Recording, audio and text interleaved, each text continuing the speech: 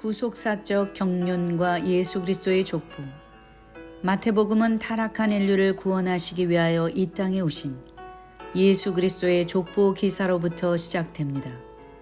예수 그리스도의 오심을 소개한 신약 성경의 첫 관문이 족보인 것입니다. 일반적으로 족보는 육적인 혈통을 기록한 가계표로서 법적인 권리를 나타내거나 종족의 순수성을 증명하고 조상의 업적을 과시하려는 목적으로 기록됩니다. 따라서 사람들은 족보를 통해 훌륭한 인물과 연결되어 있음을 강조하고 심지어 부끄러운 과거는 지우고 다듬으며 자랑스러운 업적은 크게 부각시키는 등 미화 작업을 마다하지 않습니다. 우리나라에는 약 260여 개의 성씨가 있으며 세계에서 족보의 종주국으로 불릴 정도로 족보를 귀중하게 생각하였습니다. 집안에 화재가 나면 족보를 먼저 가지고 나왔으며 너 족보에서 빼버린다 라는 말을 들을 때 인생의 가장 큰 수치로 여겼고 혼인할 때도 상대의 족보를 까다롭게 따지곤 하였습니다. 유대인의 족보는 대대로 내려오면서 많은 소란과 전쟁 중에서도 잘 보존되어 왔는데 그들은 족보에 따라 기업의 땅이 결정되었고 족보에 따라 장자 차자의 서열 그리고 사회적 신분과 지위가 결정되었습니다.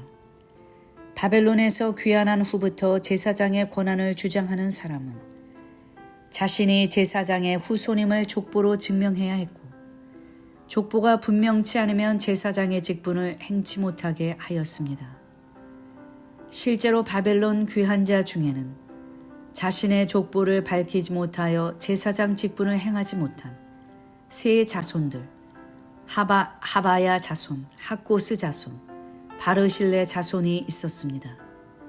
또한 그 종족과 보게가 이스라엘에 속하였는지는 증거할 수 없는 자손도 있었는데 들라야 자손, 도비야 자손, 느고다 자손으로 도합 652명이었습니다. 신약 시대에도 호족을 하기 위해서는 각자 자기 족보를 반드시 알아야 했습니다. 족보를 귀중히 여기는 이스라엘은 어떤 사람을 언급할 때 그 사람의 아버지, 할아버지 등 직계 및 반계의 여러 대를 언급하였습니다. 족보가 이토록 중요한 것은 그 사람 개인의 존재와 사회적 신분을 확인시켜 정당화해 주는 분명한 증거이기 때문입니다. 그러므로 마태복음이나 누가복음 족보는 1차적으로 나사렛 사람 예수 그리스도의 탄생에 대한 역사적 사실의 확증이고 예수 그리스도의 신분을 증명하는 것이라 할 수 있습니다. 예수님은 국적이 유대인이었고 사람들의 아는 대로는 유대 베들레헴에서 마리아와 요셉이라는 유대인 가정의 아들로 알려진 실존 인물이요. 본질적으로는 하나님의 원대한 인류 구원을 위해 만세 전부터 예정되셨고 구약에서 약속한 메시아인 성자 하나님입니다. 예수 그리스도의 족보는 궁극적으로 전 구속 역사를 압축한 결정체로서 그 거룩한 족보를 끝까지 계승하신 하나님의 언약에 대한 신실함, 그 언약이 성취되기까지 쉼 없이 역사하신 하나님의 은총과 열심을 일깨워주는 구속사의 생생한 파노라마입니다. 예수 그리스도의 세계. 마태복음 1장 1절 말씀. 비블로스 게네세우스 이예수 크리스도. 마태복음 1장 1절에 예수 그리스도의 세계에서 세계는 세상, world가 아니라 족보, genealogy라는 말입니다. 한자로는 세상세, 이을개를 쓰고 있습니다. 헬라어로 비블로스 게네세우스인데 비블로스는 책을 의미하고 게네세우스는 시작, 기원, 근원, 실존을 의미하는 게네시스의 소유격입니다. 그러므로 마태복음 1장 1절의 세계는 원어로 계보의 책, 역사의 책, 기원의 책이라는 뜻입니다. 이와 같은 말씀이 마태복음 1장 18절 상반절에도 예수 그리스도의 나심은 이러하니라 라고 언급되는데 여기 나심의 헬라어도 같은 게네시스입니다. 구약의 천지에 창조된 계략, 아담 자손의 계보에서 대략, 계보라는 말은 70인역에서 마태복음 1장 1절의 세계와 같은 비블로스 게네세우스로 번역되어 있습니다. 특히 게네시스의 경우 마태복음이 기록될 당시에 벌써 70인역, 창세기의 표준칭호로 확정되었음을 볼 때 마태복음을 시작하면서 게네시스를 기록한 것은 창세기를 생각나게 합니다. 이런 의미에서 마태복음 1장의 예수 그리스도의 족보는 우주 만물과 사람의 창조의 대략에 상응하는, 그리고 아담부터 이루어진 역대 연대의 경건한 족장들의 계보를 총망라하는 신구약 전체의 시작과 기원을 선포하는 것으로 볼 수 있습니다. 말하자면 예수 그리스도를 통한 새 창조를 선언한 것입니다. 세계에 해당하는 히브리어는 톨레도트로, 창세기 2장 4절에서는 대략, 5장 1절에서는 계보, 6장 9절에서는 사적, 10장 1절, 11장 10절, 27절, 25장 12절, 19절에서는 후예, 36장 1절에서는 대략, 37장 2절에서는 약전으로 번역되어 있습니다. 이 모두는 족보가 신하나 상징이나 비유가 아니며 역사 속에서 일어났던 실제 사건임을 입증하는 것입니다. 그렇다면 마태복음 1장 1절은 아브라함과 다윗의 자손 예수 그리스도의 톨레돗, 곧 실제 역사 속에 계셨던 예수 그리스도의 계보를 알려주고 있습니다. 특히 톨레도트는 출생, 후손, 결과, 어떤 사건이나 사람의 역사라는 뜻의 얄라드에서 유래하였는데 출생이나 후손의 의미보다는 그 중심인물의 전생에 걸쳐 이루어지는 하나님의 구속 경륜과 섭리라는 깊고도 광범위한 의미를 담고 있습니다. 책이라는 뜻의 비블로스를 쓴 것만 보아도 마태복음 1장의 족보가 비록 16절에 불과하지만 그것이 한 권의 책을 이룰 정도의 방대한 내용을 담고 있는 완성된 책이라는 사실이 암시되어 있습니다. 그러므로 마태복음 1장 1절은 단지 예수 그리스도의 출생이라는 한 사건을 가리키거나 마태복음이나 신약 성경의 서론에 그치는 것이 아니라 그분의 시작과 근원과 실존을 나타내는 신구약 역사 전체를 아우르는 중대한 선언으로 볼 수 있습니다. 따라서 마태는 예수 그리스도의 족보를 기록하여 이스라엘 전 역사를 하나님이 직접 주장하셨음을 선언하고 그것을 가리켜 예수 그리스도의 세계라고 함으로써 예수 그리스도가 구약의 핵심이요 신약의 근거임을 선언했던 것입니다. 실로 오늘까지의 세계사의 중심축, 역사의 구심력은 예수 그리스도를 통한 하나님의 주권적인 구속사였으며 인류 역사의 진행은 예수 그리스도를 목표하여 나아가는 구속사의 행진이었습니다. 그러므로 하나님의 관점에서 볼 때 족보에 기록된 개개인은 누구나 예수 그리스도와 연결되며 예수 그리스도를 통한 하나님의 구속 역사를 향하여 출생하고 살고 죽었다고 보아도 과언이 아닐 것입니다. 예수 그리스도의 족보에서 구속사적으로 중요한 두 가지 핵심은 아브라함과 다윗의 자손으로 오신 예수 그리스도가 여자의 후손으로 오신 예수 그리스도입니다. 첫째, 아브라함과 다윗의 자손. 신약 성경의 제일 처음 시작은 아브라함과 다윗의 자손 예수 그리스도의 세계입니다. 왜 예수 그리스도를 아브라함과 다윗의 자손이라고 소개하고 있을까요? 첫째, 예수 그리스도가 아브라함과 다윗을 통해 약속된 메시아이심을 증거하는 것입니다. 유대인들은 그 누구보다도 아브라함과 다윗을 자랑스럽게 생각하였습니다. 아브라함은 유대인의 조상이요 다윗은 이스라엘의 왕통을 확립한 왕이었기 때문입니다. 하나님은 아브라함을 통해 또 내 씨로 말미암아 천하 만민의 복을 얻으리니라고 약속하셨고 다윗을 통해 내가 내 몸에서 날 자식을 내 뒤에 세워 그 나라 위를 영원히 견고케 하리라 라고 약속하셨습니다. 이것은 아브라함과 다윗의 자손으로 메시아가 오실 것을 언약하신 것입니다.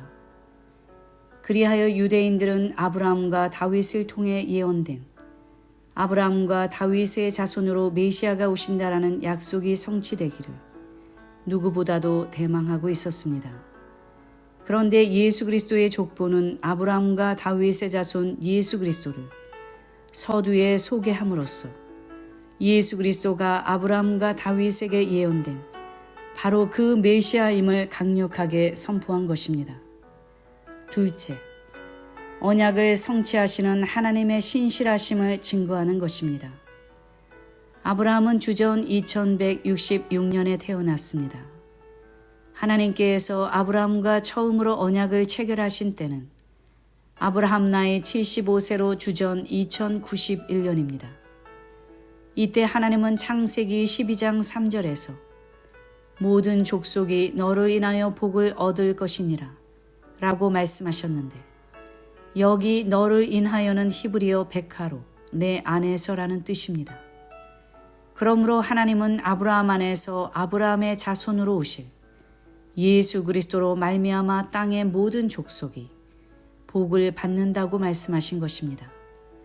하나님은 아브라함의 자손으로 오실 메시아를 약속하신 이후 약 2087년 만에 예수 그리스도를 통해 그것을 성취시키심으로 반드시 언약을 이루시는 그의 신실하심을 선포하신 것입니다.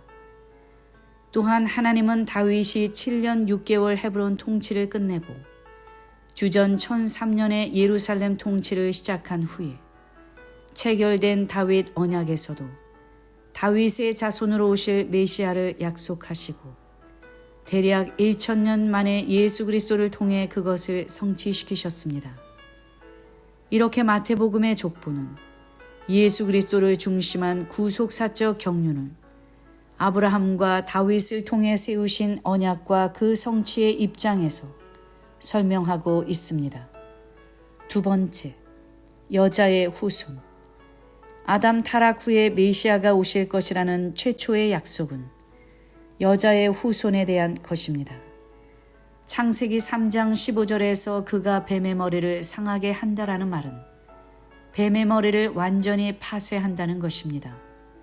그러므로 창세기 3장 15절은 메시아 예수 그리스도로 말미암아 사단 마귀를 이기고 승리할 것을 약속하는 원시 복음입니다.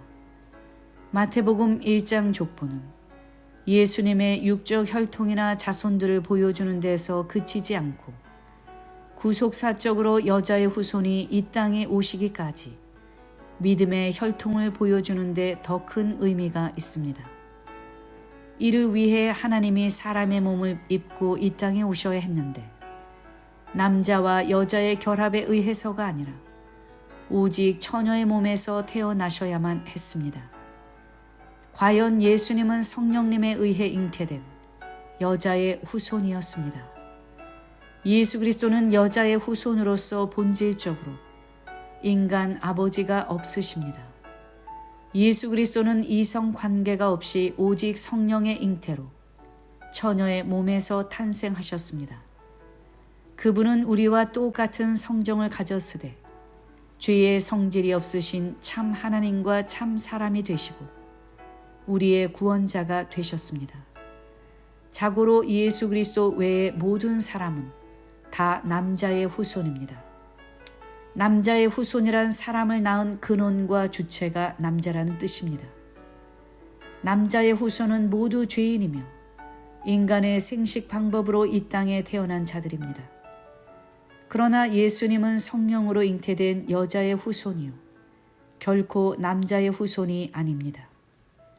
하나님은 이스라엘의 오랜 역사를 통해 여러 형태로 언약을 체결하셨고 또한 그 언약을 성취하시기 위해 쉬지 않고 구속 섭리를 진행시키심으로 마침내 예수 그리스도가 여자의 몸에서 탄생하게 된 것입니다. 실로 예수 그리스도는 성경에 기록된 언약대로 역사의 절정에 오셨고 그 약속대로 죄와 사망을 멸하여 사단의 역사를 종식시킴으로써 우리를 구속하셨습니다. 하나님은 언약에 근거하여 그 백성을 구원하십니다. 하나님은 그 언약을 신실히 지키셨고 오늘에 이르기까지 구속 활동을 쉬지 않고 진행하셨습니다. 불완전한 사람이 약속한 일은 얼마든지 바뀌고 취소될 수 있으나 완전한 주권자이신 하나님이 언약하신 일은 결코 바뀌는 법이 없으며 하나님은 약속하신 모든 것을 반드시 그대로 이루시는 분입니다. 실로 우리 하나님은 사람과 달리 거짓말을 하실 줄 모르는 분이며 시건치 않으시고 때가 되면 한 번 말씀하신 언약을 반드시 성취시킵니다. 하나님의 언약은 인간의 어떤 환경이나 시간의 흐름에 따라 변동하지 않으며 중간에 취소되거나 소멸되지 않고 반드시 형통하여 열매를 가져오는 확실한 것입니다. 진실로 천지는 없어져도 하나님의 말씀은 1.1핵도 없어지지 아니하고 다 이루어집니다. 그러므로 우리가 그 말씀의 철장 권세를 굳게 붙잡으면 어떤 장벽도 뛰어넘어 모든 문제를 해결할 수 있습니다. 약속하신 이가 미쁘시니 우리들도 믿는 도리의 소망을 움직이지 말고 초지일간 하나님의 약속을 굳게 붙잡고 나아가야 합니다. 예수 그리스도의 족보의 구조. 예수 그리스도의 족보는 인류 구속을 위해 영원 전부터 세우신 삼위일체 하나님의 경륜과 섭리가 실현된 언약과 은총의 족보입니다. 예수 그리스도의 족보는 마태복음 1장과 누가복음 3장에 2번 기록되었습니다. 마태복음은 다윗의 아들 솔로몬으로 이어진 족보이고 누가복음은 솔로몬의 동복형 나단으로부터 이어진 족보입니다. 마태복음 족보와 누가복음의 족보는 다윗 후부터 혈통을 달리하고 있지만 모두 역사적 사실에 근거한 예수 그리스도의 참된 족보입니다. 누가는 복음서를 기록할 때 우리 중에 이루어진 사실에 근거하였음을 밝히면서 자기 자신을 처음부터 말씀의 목격자 되고 일꾼된 자들의 전하여 준 그대로 내력을 저술하려고 붓을 든 사람이라고 소개하였습니다. 이와 같이 누가는 모든 것을 사실에 근거하여 기록하였을 뿐 아니라 그 모든 일을 근원부터 자세히 미루어 살핀 후에 또한 그것을 차례대로 기록하였습니다. 그러므로 마태복음 1장과 누가복음 3장에 기록된 족보는 서로 다른 계통으로 기록된 두 족보를 통해서 한 분 예수 그리스도를 증거하기 위한 하나님의 섭리가 있음을 기억해야 합니다. 첫째, 마태복음 1장 족보와 누가복음 3장 족보의 비교. 마태복음 족보는 마태복음을 시작하는 서두에 기록되어 있습니다. 누가복음 족보는 예수 그리스도가 세례를 받는 사건과 마귀의 3가지 시험 사건 사이에 기록되어 있습니다. 특히 누가복음 족보에서는 예수 그리스도의 족보를 소개하면서 예수께서 가르치심을 시작할 때의 30세쯤 되시니라 라고 기록하고 있습니다. 여기 가르치심을 시작할 때에는 헬라어로 한 단어인 아루코입니다. 이것은 첫째가 되다, 우두머리가 되다, 다스리다라는 뜻으로 예수 그리스도가 주인이 되어 다스리는 시대의 시작을 알리는 선언으로 볼 수 있습니다. 마태복음 족보는 아브라함부터 예수까지 총 41명을 하향식으로 내려가는 방식으로 기록하고 있으며 누가복음 족보는 총 77명을 상향식으로 올라가는 방식으로 기록하고 있습니다.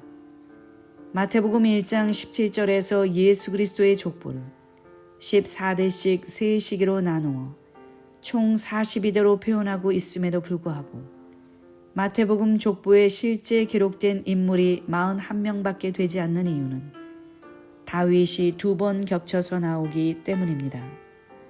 한편 누가복음 족보의 인물을 총 78명으로 보기도 하는데 그것은 개역 성경에는 없는 아드민이라는 인물을 포함시킬 때입니다. 그러나 아드민은 UBS 사판에는 나오지만 헬라어 성경 표준 원문에는 기록되어 있지 않은 인물입니다. 마태복음의 족보는 아브라함 이후 약 2000년간의 인물들이고 누가복음 족보는 구약 전체 약 4000년간에 걸친 인물들입니다. 마태복음 족보의 시작은 아브라함이요 끝은 그리스도시며 누가복음 족보의 시작은 예수 그리스도요 끝은 하나님이십니다. 두 족보는 기록 방식이 다른 것 외에도 아브라함부터 다윗까지는 한 사람을 제외하고 이름이 동일하나 다윗 다음부터 예수에 붙인 요셉 이전까지의 이름들은 서로 일치하지 않고 누가복음 족보는 아브라함부터 예수까지 세대수가 총 56명으로 마태복음보다 훨씬 많은 세대를 기록하고 있습니다. 앞으로 자세히 살펴보겠지만 마태복음 1장의 족보는 전체 세대를 연속적으로 기록한 것이 아니고 중간에 많은 세대가 생략되어 있는데 이는 마태복음 1장의 족보가 하나님의 구속사적 경륜 속에서 의도된 뜻을 담고 있음을 보여주는 뚜렷한 증거입니다. 또한 마태복음 족보에는 다말, 라합, 룻, 우리아의 아내, 마리아, 총 5명의 여인이 기록되었으며 누가복음 족보에는 여자 이름이 기록되어 있지 않습니다. 마태복음 족보는 요셉 가문의 족보이고 누가복음 족보는 예수님의 모친 마리아 가문의 족보로 알려져 있습니다. 우리는 마태복음 족보의 구조 14대씩 세 시기로 나누어진 42대를 통해 하나님께서 아브라함과 다윗에게 맺으신 언약을 따라 모든 시대를 섭리하사 때가 참에 예수 그리스도를 언약의 최종 성취자로 이 땅에 보내셨음을 확인하게 됩니다. 또 누가복음 족보의 구조를 통해 죄악된 인간을 구원하시고자 이 땅에 오신 예수 그리스도가 하나님의 아들이심을 확인하게 됩니다. 둘째, 마태복음 1장 족보의 구조. 마태복음 1장 17절 말씀. 14대요, 14대요, 14대라. 마태복음의 족보는 마태복음 1장 1절을 서론으로 하여 마태복음 1장 2절에서 16절에 족보를 소개하고 끝으로 17절에서 지금까지 소개한 족보가 어떤 형식으로 작성되었는가를 의미 있게 덧붙여 설명하였습니다. 그러므로 마태복음 1장 17절은 마태복음 1장 족보를 해석하는 열쇠입니다. 마태복음 1장 17절 말씀. 그런즉 모든 대수가 아브라함부터 다윗까지 14대요. 다윗부터 바벨론으로 이거할 때까지 14대요. 바벨론으로 이거한 후부터 그리스도까지 14대더라. 아브라함부터 다윗까지 14대. 다윗부터 바벨론으로 이거할 때까지 14대. 바벨론으로 이거한 후부터 그리스도까지 14대입니다. 마태는 이스라엘 역사를 큰 사건들을 기점으로 세 부분으로 나누고 14대라는 대수를 통하여 하나님의 구속사적 경륜을 드러내고자 했음이 분명합니다. 성경에 나타난 숫자의 필요 이상으로 집착할 필요는 없지만 여기 14라는 숫자에 전혀 뜻이 없다고는 말할 수 없습니다. 14는 7의 2배수입니다. 성경에서 7은 성부, 성자, 성령을 의미하는 하늘의 상징수인 3과 동서남북을 의미하는 땅의 상징수인 4를 합한 수로 어떠한 뜻이 완성되는 성취의 기간, 가득 채워진 충만, 전체를 뜻하는 상징수입니다. 그러므로 7이면 완전하여 부족함이 없고 7이면 그 자체로 전체가 되는 것입니다. 셈족 사람들은 7의 2배인 14를 더욱 무게 있는 수로 보았습니다. 누가복음 족보가 77명으로 구성된 것도 하나님의 구속 경륜의 완전성, 즉 여러 시대를 지나는 동안 그 경륜에 따라 착오 없이 섭리해 오셨다는 사실의 확증이라 할 것입니다. 그러므로 예수 그리스도의 족보는 7과 14라는 수를 통해서도 하나님의 아들 예수 그리스도를 통한 구속 경륜의 완전한 성취를 증거하고 있는 것입니다. 이처럼 아브라함부터 그리스도까지 시대를 14대씩 세 시기로 나누어 42대로 기록한 것은 각 시기 속에 하나님의 완전하신 시대적 경륜이 있었다는 강력한 메시지입니다. 이스라엘이 겪은 온갖 흥망성쇠의 사건들의 배후에는 영원전부터 계획하신 뜻을 정하신 때에 이루고자 하시는 하나님의 주권적인 개입이 있었다는 것입니다. 마태복음 족보는 예수 그리스도가 구속의 경륜 속에서 하나님의 정하신 때를 쫓아오셨다는 놀라운 진리의 선포입니다. 사도 바울은 이것을 가리켜 때가 찬 경륜이라고 하였습니다. 경륜은 일을 계획하고 조직하여 경영함이라는 뜻으로 하나님께서 천하를 다스리시는 경영을 뜻합니다. 그러므로 우리는 이 족보 속에서 완전하여 빈틈없는 하나님의 구속 경륜을 발견하며 지금 우리가 살고 있는 세계 역사도 아무렇게나 흘러가는 우연의 산물이거나 반복이 아니라 역사의 알파와 오메가 되시는 하나님의 완전하신 경륜 속에서 주의 재림을 향하여 진행되고 있음을 깨닫는 지혜를 얻어야 하겠습니다. 셋째, 누가복음 3장 족보의 구조. 누가복음 3장 23절 말씀. 사람의 아는 대로는 요셉의 아들이니. 누가복음 3장 38절 말씀. 그 이상은 아담이요 그 이상은 하나님이시니라. 누가복음 족보는 마태복음 족보와는 달리 특별한 분기점에 대한 설명이나 인물에 대한 부연 설명이 없이 77명을 똑같은 규칙에 따라 나열한 구조입니다. 마태복음에는 조상에서 자손으로 흐르는 정상적인 순서로 기록되어 있는 반면에 누가복음 족보는 자손에서 조상으로 올라가는 역순으로 기록되어 있습니다. 구약에서는 찬송하는 직무를 맡은 자들의 족보, 헤만, 아삽, 에단이 유일하게 역순으로 기록되어 있습니다.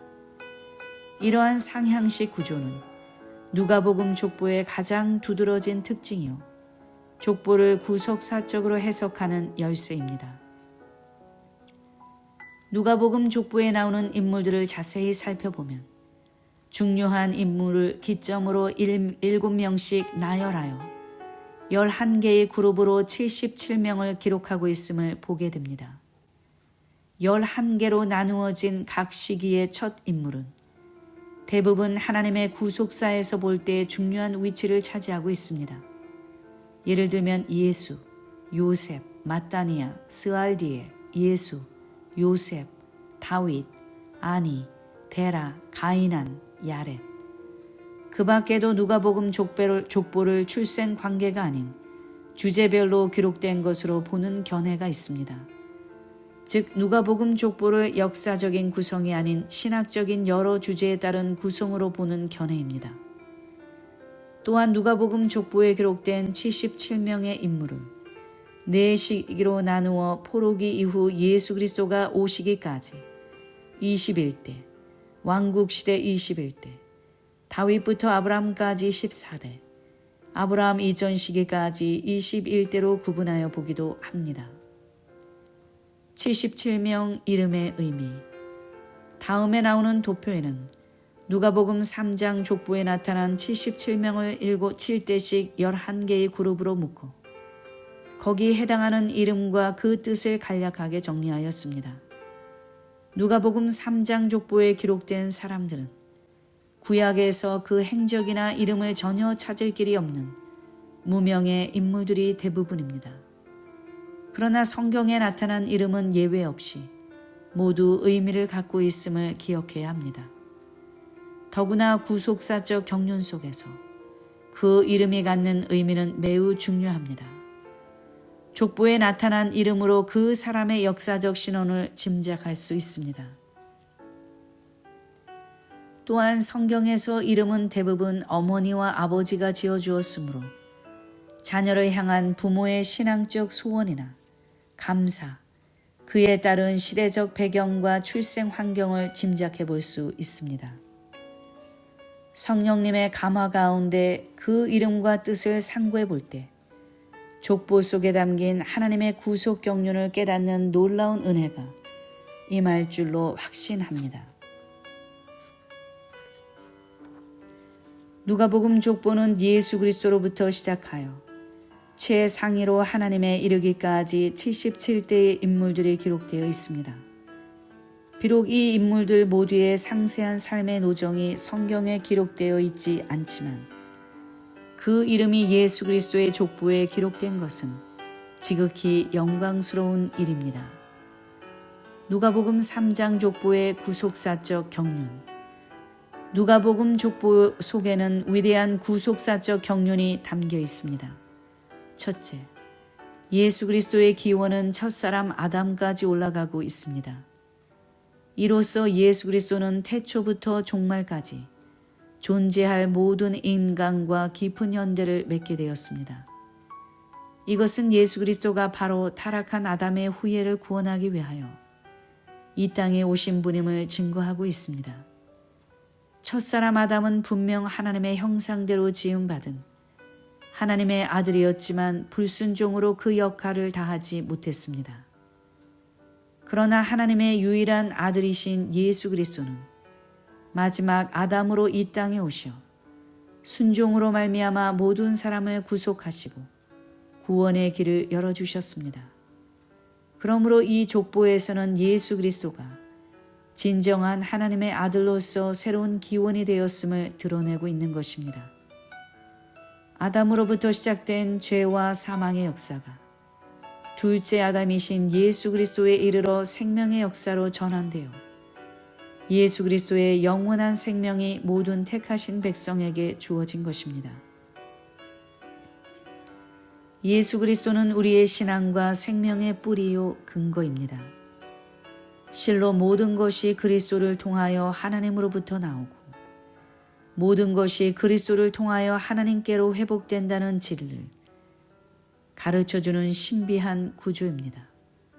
둘째, 예수 그리스도부터 시작하여 하나님으로 마친 것은 예수 그리스도의 신적 기원을 증거하고 있습니다. 하나님의 아들 예수께서 타락한 인류를 구원코자 이 땅에 오셨습니다. 만약 예수 그리스도의 족보가 첫사람 아담으로 끝나버렸다면 우리는 하나님과 여전히 멀리 떨어진 존재로 남았을 것입니다. 그러나 예수 그리스도는 중보자로서 전 인류를 끌어안고 하나님과 화목하게 하셨습니다. 전에 멀리 있던 우리가 예수 그리스도의 피로 하나님과 가까워진 것입니다. 이와 관련하여 우리는 누가복음의 족보가 기록된 위치를 다시 주목해 보아야 합니다. 누가복음 족보는 예수 그리스도께서 세례를 받으신 사건 바로 다음에 기록되어 있습니다. 예수님은 죄가 없으시므로 세례를 받지 않아도 되는 분임에도 불구하고 세례 요한에게 굳이 세례를 받으셨습니다. 그 이유는 구속을 위한 모든 의를 이루기 위한 것이었습니다. 예수님께서 아무 죄도 없는 분인데도 스스로 죄인인 한 인간의 모습으로 세례를 받으신 것은 전 인류를 대신하여 회개의 세례에 참여하신 것입니다. 예수님이 세례를 받으시고 물에서 올라오실 때 내 사랑하는 아들이요 내 기뻐하는 자라 라는 음성이 들린 것은 예수 그리스도께서 하나님의 아들이심을 증거한 것입니다. 누가복음에서는 예수 그리스도께서 세례 받으신 사건을 통해 그가 하나님의 아들이심을 증거한 후에 그 사실을 확증하기 위해 족보를 기록하되 상향식으로 기록하였던 것입니다. 셋째, 예수 그리스도가 여자의 후손으로 인류 구원의 언약을 완전히 성취시키기 위하여 오신 분임을 증거하고 있습니다. 이에 대하여 누가복음 3장 23절에서는 사람들의 아는 대로는 요셉의 아들이니 라고 하였습니다. 예수 그리스도는 사람들에게 요셉의 아들, 목수의 아들로 알려졌으나 사실은 마리아의 몸을 통해 성령으로 잉태되신 분으로 여자의 후손으로 오신 메시아임을 입증한 것입니다. 누가복음 족보의 위대한 구속사적 가치는 언약을 따라 이 땅에 오신 예수 그리스도 그분이 아버지 품속에 있는 독생하신 하나님, 근본 하나님의 본체라는 사실을 입증한 데 있습니다. 무한하고 영원하신 분이 유한의 옷을 입고 죄인을 위한 대속 제물로서 친히 십자가에 달려 죽임을 당하셨습니다. 하나님은 비자체이시므로 죄를 용납하거나 못 본 채 덮어두실 수 없어서 아담 타락 이후 범죄한 인류의 죄값을 예수 그리스도를 통해 대신 치르게 하셨습니다. 이처럼 누가복음 족보는 만유보다 크신 하나님께서 벌레만도 못한 인생과 연결되어 있다는 위대한 소망의 메시지로 충만합니다. 태양의 7배 이상 눈부신 영광의 광채로 그 얼굴이 해같이 빛나시는 분이 죄인들의 가장 가까운 친구로 임마누엘이 되셨습니다.